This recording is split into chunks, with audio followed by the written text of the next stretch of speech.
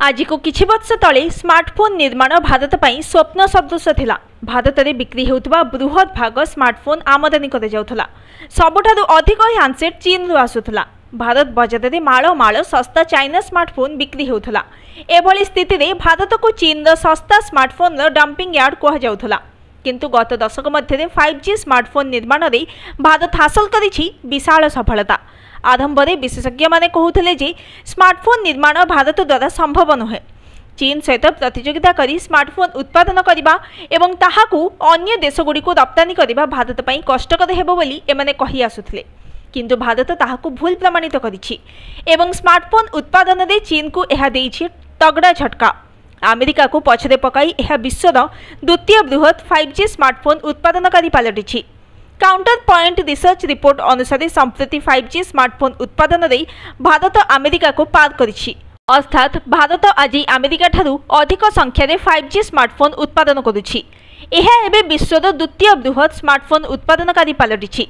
Apple, Xiaomi, Oppo, Vivo भली विश्वर अधिकांश नामी दामी हैंडसेट ब्रांड भारत में निज निजर स्मार्टफोन उत्पादन करुछंती। चीन विश्वर सर्वबृहत 5G स्मार्टफोन निर्माणकारी देश।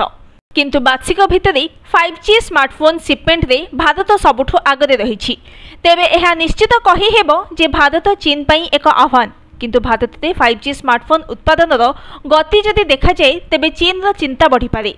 चीन रो 5G स्मार्टफोन निर्माण रे 14% अभिवृद्धि देखा देथिबा बेले भारत रे एहा 60% हाथ बढ़ुछि। भारत रे ए अभिवृद्धि आगरे सबु देश पछुआ। चीन आज भी विश्व में सबुठारु अधिक प्राय 32% स्मार्टफोन उत्पादन करुछि। भारत ए तालिका 13% सहित द्वितीय स्थान में रही। अमेरिकार बजार अंश भारत ठारू सामान्य कम 13% रही। जापान ने 5G स्मार्टफोन शिपमेंट 4% रही।